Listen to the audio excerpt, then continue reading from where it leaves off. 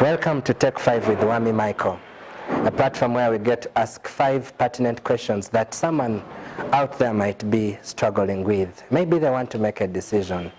This time we tell a story of a lady who was a professional teacher from Gayaza, and God calls her into full-time ministry. We want to hear from her as we ask her these 5 questions. So we ask that you take a moment as you enjoy this episode. My name is Lovincer, Katana, firstborn child of my lovely parents, my father and mother, James and Florence. I am 29 years old. I made 29 on the 21st of January this year. I did a Bachelor of Science with Education from Chambogo University. Went to work and later on went back to school to UCU, Uganda Christian University, and pursued a Master of Divinity. And I am currently a Reverend Deacon at St. Francis Chapel, Makerere University. And at this chapel, I have the responsibility of overseeing children's ministry, and I also have a responsibility of overseeing the worship and arts ministry, specifically the worship in music that happens Sunday, but also throughout the week, whenever we have times of worship.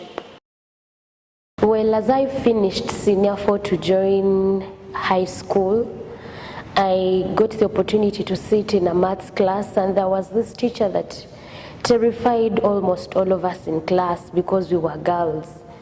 And so I said to myself, yes, you can fail at this, but then you should have someone give you encouragement. And so from that time I purposed to study and be a teacher, to find ways to help people understand these concepts without necessarily being so hard on them. And so after high school I was privileged to enroll in Chambogo to study education, an institution I treasure so much for its products with regard to education. I want to thank God that I got the opportunity to teach in one of the best schools in this country, that is Gayaza High School. Now, as a firstborn to my parents, the day I knew I was going to work, I was very excited. Because, you know, as a deputy parent, as a firstborn, you have responsibilities. And so I would wake up every morning looking forward to my assignment, and I would make sure that I accomplish my tasks on time. I want to thank God that my dedication moved the head teacher, Mrs. Kisarale, aka Kisa, like we used to call her and still call her, to give me a responsibility to be a class teacher. And that to me was a breakthrough, because I got more opportunity to on a daily basis interact with the girls. And so every morning I would wake up and share, but then I also picked interest in chapel activities, because I realized that I am only one teacher that teaches them only one subject, and yet they have about 10 or 12. And so the best I would do was to pray for them to excel in these other subjects. And so I got involved in chapel activities as I taught. But then years later, I personally realized that I had more interest in chapel activities than I did in my teaching. And the truth is, I really got concerned. And so I moved to share with the chaplain, and she asked us to pray about it even in our fellowship. The first year passed on, the second year, but I noticed that my interest had dwindled. It kept going down. And so I took time to pray and ask God what is really happening with me. And I remember vividly the Lord speaking to me and telling me, yes, you have served me in the classroom. You have been an encouragement to these girls. But I want to give you a broader platform onto which you can serve me. Because you see, after these girls are done with you here, who will be an encouragement elsewhere? And so that burden for chaplaincy work in a bigger institution fell upon my heart. I want to confess that it was not easy given my status at home.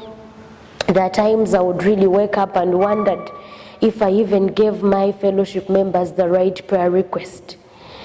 And so as the process began for me to even go and inquire how it is done, Because remember, as I was teaching, I was still involved in youth ministry at my church in Kalere.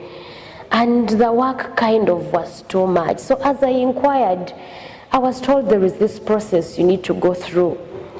But as I went through the sub-parish level, the parish level, and eventually the diocesan level, I remember the day I did the interviews at the diocese in Nakasero, I went back to my house because as a teacher I was privileged to have had the opportunity to have a house in school.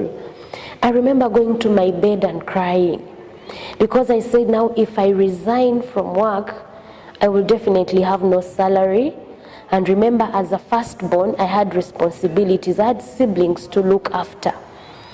And then I said, what will happen to me and my parents? My mother really struggled with it because raising up a child from such a slum, the Lord being gracious and she finishes school, and the Lord blessing you more, she gets a school to teach, and not just any school, but a school that rewards her efforts, a school that pays her somehow very well.